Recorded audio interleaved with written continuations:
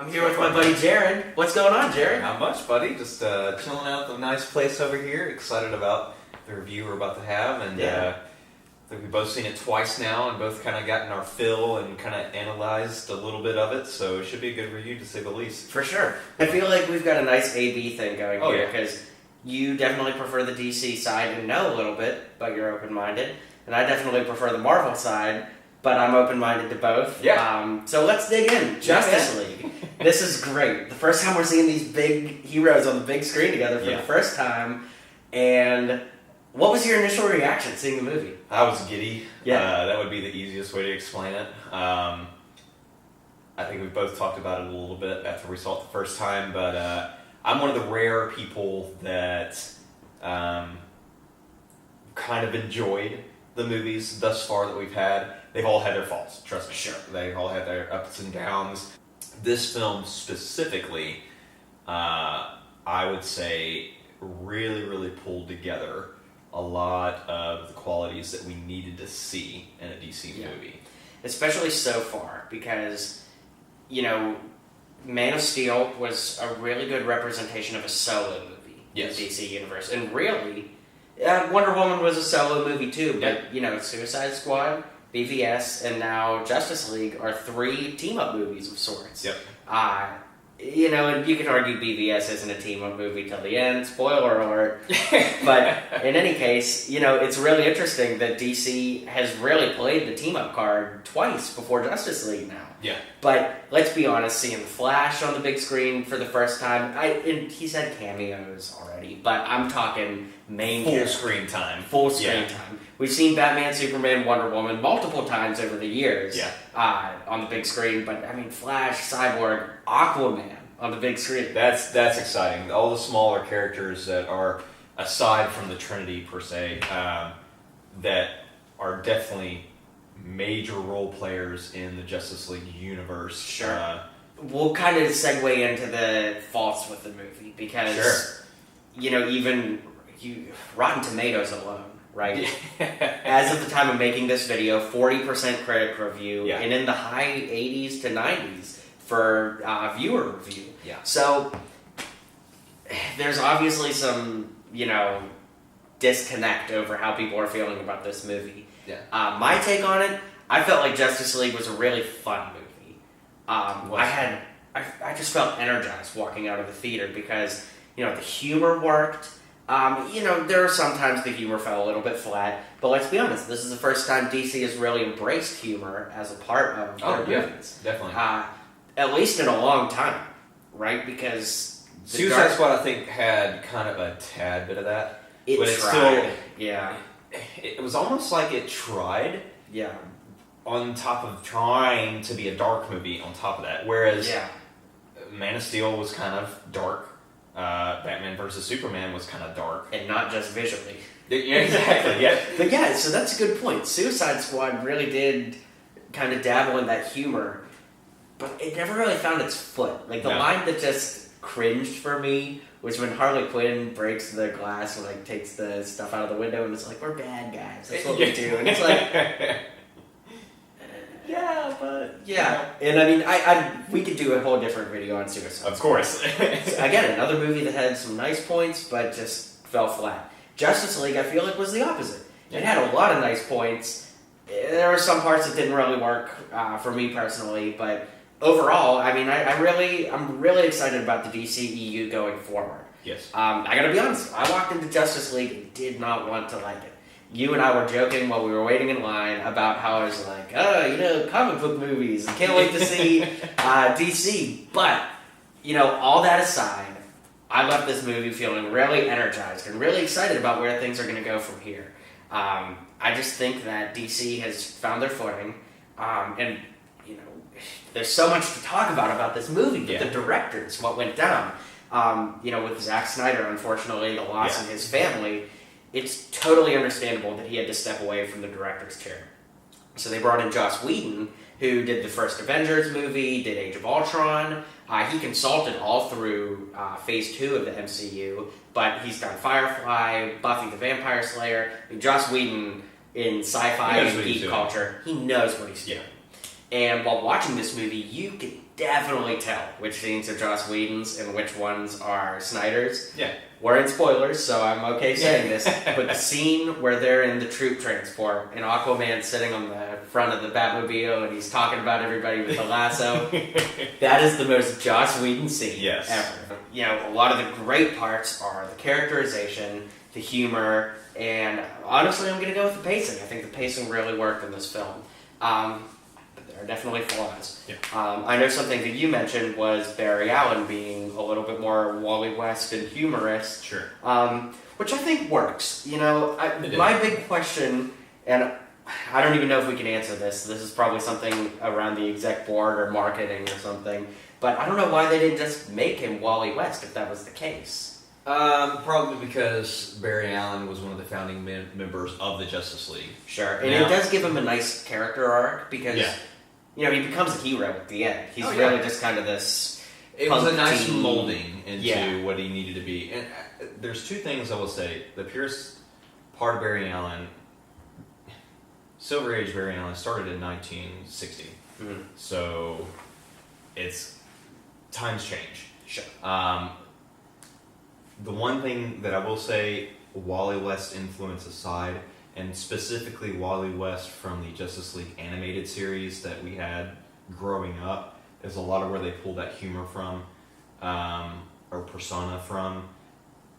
Barry Allen's relationship with his father, Barry Allen becoming a CSI, Barry Allen being struck by lightning and being in an accident and using the Speed Force, them actually mentioning the Speed Force in the movie. Yeah, because doesn't he kind of mentions the Speed Force like, oh, I call it the Speed Force. So it's not like the TV show where it's this whole, you know, extra world of people and things. Which the Speed Force is an entity in itself, but where it differs from the TV show is that he knew what it was. He didn't have to figure it out. And it's so hard to compare to the show because the show has had hour-long... I mean, gosh, 3 episodes of the show are longer than this entire movie. So, you know, it's understandable. And they've got to give him an arc because I'm sure he's getting a solo film at some point. I'm not sure what the slate is, but I'm sure he's going to get one. If it's not slated already, it will be. Because he really steals the show here. But really the biggest flaw in what everybody's talking about is the villain, Steppenwolf. You know, a lot of things that people are saying about the movie is if you're a diehard DC fan, this is the movie for you because you're getting great representation of these characters. Everything works, all the interactions work, but you also understand the lore behind all of them. Like when they're in Atlantis and Aquaman's talking to that woman. If you don't, Mira. If you don't know comics, you have no idea who she is. Like, oh, who's this hot chick in the tight clothing underwater? The mere fact that they kind of throw these little things in there, these characters that otherwise people would not know about, and actually do a pretty good job of giving a quick history and a quick show of what they're capable of, kind of a testament to where DC's kind of matured. I said it before, say it again. I'm really excited about where DC's going from here. I really wonder if it's not so much that he's a weaker villain portrayed in this film, if it's that it does give a pretty good back history on how Steppenwolf used to be Conqueror of Worlds, and we're anticipating seeing a lot of that, whereas this, in the film, they make him more methodical to go straight for the gold, per se, being the mother boxes, and we don't get to see as much fight, because what I saw second time around, because I was in complete agreement the first time I saw the movie that he was pretty weak because he got his butt handed to him at the end of the movie, which would have happened regardless. But second time around, he gave him a pretty good run for the money. Now he did just scamp away and just get the mother boxes, but I really wonder if he had just kind of stuck it out. He put Wonder Woman, the whole Amazonian race, into the ground. I'm trying to think of the second fight scene you see with him. He definitely put Mira on the ground and gave Arthur Curry a run for his money. And then it was a good 10-15 minute fight scene with the 5 of them until Superman just showed up, and obviously Kryptonians are in a league of their own. But I really wonder if it's just that he wasn't necessarily such a weaker villain. It was just that we had kind of anticipated him to just kind of own for a while. But I will say, overall, how it was portrayed, if you have Superman come in and Superman doesn't even freaking take a lick from him, and then he's just put into the ground, you could have done a little bit better. The humor works really well. Yeah. I found myself laughing a little bit less the second time, only because I guess I knew it was coming. Yeah. So the other point I would actually harp back on was that you made a comment about how the third act in DC movies are pretty much where it loses you, and it almost lost you in this one when Superman was reintroduced. Yeah, so I would say Suicide Squad is probably the biggest of that. I don't want to talk about anything but Justice League. Right. So this movie comes along, and Justice League was so fun for the first 2 acts. Right. Batman and Wonder Woman doing their own thing. They come together. They decide to put the team together. The team gets together. They fight Steppenwolf, and they realize we're outnumbered here. Yeah. And they need something to. They're against the clock. They're not down on people per se because they've got a lot of powerful people, but they need that extra push. And they come to this conclusion that they have the possibility of bringing Superman back to life. Yeah. And that conversation is fun because you get the little exchange between Bruce Wayne and Diana Prince, going back and forth, insulting each other a little bit. But this is where it really starts to feel like the first Avengers movie to me. It reminds me of the scene where on the ship and a big man in the suit armor, take that away, what are you? Yeah. It felt a lot like that, and that's a Joss Whedon scene. Yeah. You know it. But it works. But it works. Say what you want. But that's where it starts to lose me, because Batman vs. Superman, I was dumbfounded that Superman died. Superman died in his own movie. They tend to do that. Yeah. But here's the thing. By bringing him back, he is immortal now. Because if Superman dies in a DCEU movie now, I don't care. Yeah. Because my shock value, my emotional investment is gone from BVS. So he's immortal now. They can never get rid of Superman. They brought him back too soon? I don't think they should have brought him back at all. Because you lose that emotional investment, you know? I will say... If they waited too long, then it's like, okay, well, they just needed Superman to help reinvent this universe. Yeah. So I felt like that was a little bit weak, bringing Superman back, and just the execution of it. Then he comes back, and he goes off and does his own thing for a little while, kind of like the Hulk in the first Avengers. Finds himself. Yeah, Hulk lands in the place, and then he shows up in the first Avengers on the motorcycle when they need him most. Then he has the badass scene of with the worm thing in the sky. And this movie felt a lot like that. Yeah. It really did. And again, maybe that's having the same director, having the same ideas, but in any case, the third act of this movie really loses me. The CGI in the last battle was just... parts worked, some parts didn't, but the whole thing felt like it was on a green screen. And then the biggest thing is, and I caught this more the second time than I did the first time, that they're in Russia, in this town where there's not a lot of people, so on and so forth, but that takes away all the peril.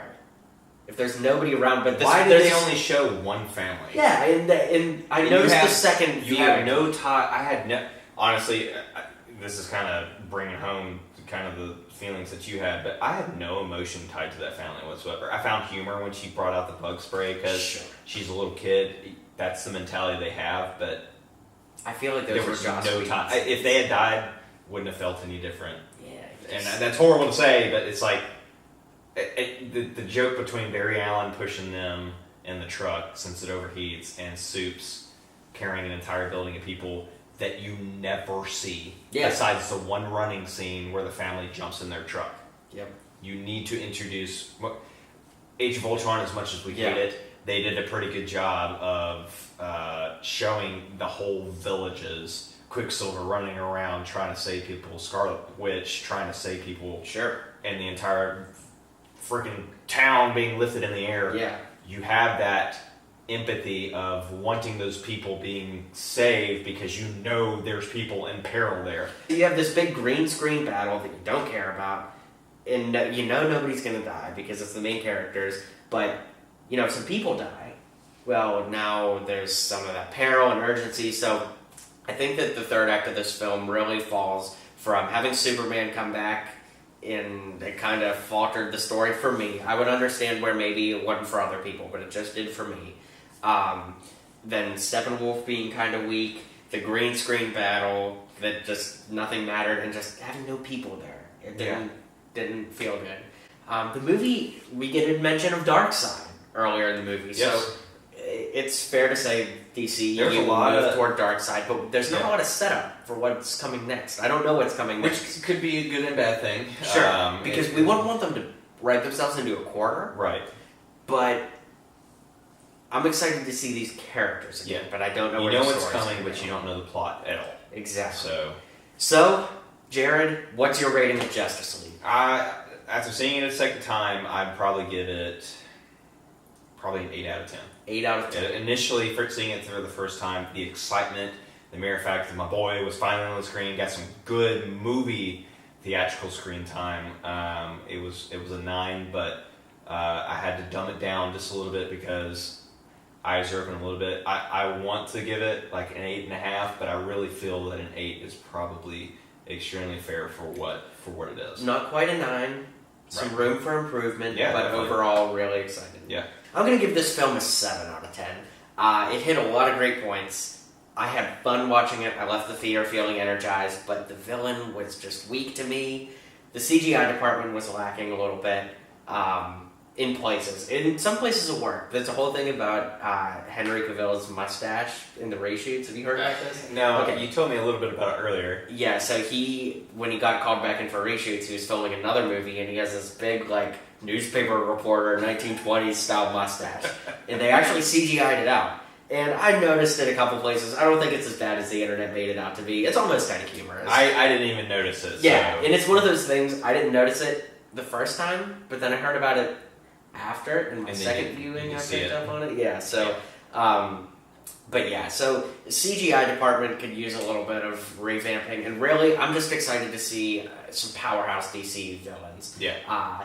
We're in spoilers, so the second post-credit scene, we see Lex Luthor calling in Deathstroke, and that costume looks so dope. Yes, it does. So amazing. So definitely excited to see Deathstroke in the future, who's supposed to be the villain in the Batfleck movie, assuming Ben Affleck stays on. We've had some good Batmans. Yeah. Adam West is my main Batman because I grew up with him, but Bale, everybody's got their Batman. Yeah. So hopefully Batman stays on for continuity purposes because he's kind of one of the faces of this. Yeah. He's part of the Trinity. He's done a great job at it as well. I think he's done a really good job as well. Not my favorite Batman, but he's done well for this universe. Right. And you can tell he's given his all up till this point. Yeah. So, 7 out of 10 for me. Room for improvement, but I had fun, and, the film critic in me would want to give it like a 6, but I see the effort that DC made in the face of issues, right, with the director change and the pressure to catch up with Marvel. I see the strides that were made. I'm really excited about what they did. I think they nailed it. So 7 out of 10 for me. Alright, so as promised, you can win this Flash Pop, but how do you do it?